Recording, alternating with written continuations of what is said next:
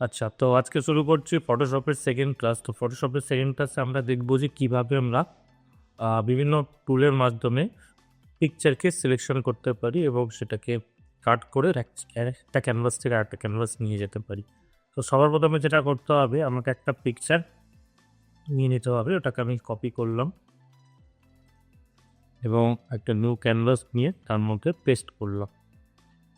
তো পেস্ট করার পর আমরা এখানে দেখতে পাচ্ছি বাঁদিকে আছে rectangular marquee selection, marquee elliptical marquee tool. তো এইগুলো দিয়ে আমরা যদি সিলেকশন করি, তো সেটা একটা পার্টিকুলার শেপ অনুযায়ী সিলেকশনটা হচ্ছে, সেটা রেক্ট্যাঙ্গল হতে পারে বা স্কোয়ার হতে পারে এইভাবে। দেন ওটাকে কপি করার পর এখান থেকে আমরা নিউ ক্যানভাসে পেস্ট করলাম। তো যেরকম এই সিলেকশনটা আছে ওরকমভাবেই এইটা কপি হয়ে পেস্ট হয়েছে।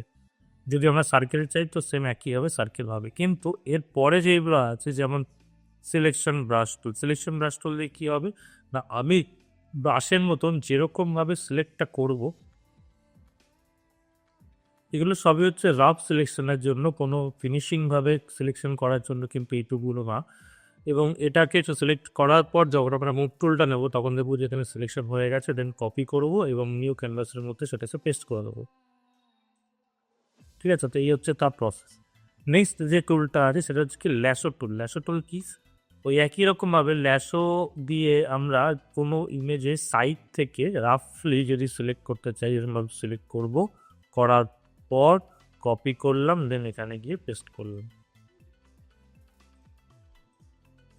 তারপর যে টুলটা আছে সেটার নাম হচ্ছে পলিগনাল ল্যাশো। এটা কি হয়, একটা একটা করে ক্লিক করতে হবে আমাকে।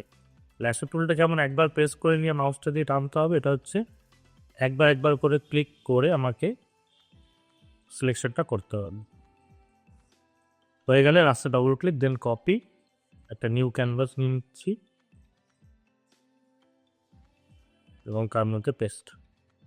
আর তারপরে যে টুলটা আছে ম্যাগনেটিক ল্যাশো, এটা কি করে, এটা হচ্ছে এক্সট্রাবার জাস্ট ক্লিক করব মাউসটা দিয়ে এবং পিকচারটা সাইড থেকে আমি মাউসটাকে মুভ করাবো এবং সেই অনুযায়ী সিলেকশনটা হতে থাকবে।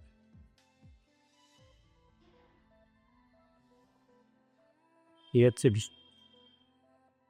যদি কোথাও মনে হচ্ছে যে প্রবলেম হয়েছে, তো সেক্ষেত্রে ডিলিট প্রেস করবো এবং সিলেকশনগুলোকে ঠিক করে নেবো এবং পুরোটা সিলেক্ট হয়ে যাওয়ার পর একইভাবে কপি করব এবং তারপর যে ক্যানভাসে নিয়ে যেতে চাই সেখানে পেস্ট করব। তো এটা হচ্ছে অটোমেটিক্যালি সিলেকশন হয়ে যায় দুটো কালারের মাঝখান থেকে।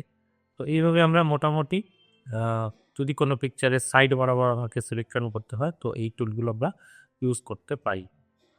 নেক্সট ক্লাসে পরের টুলগুলো আসবো। আপাতত এই ক্লাসটায় ইকন টুল দেখালাম।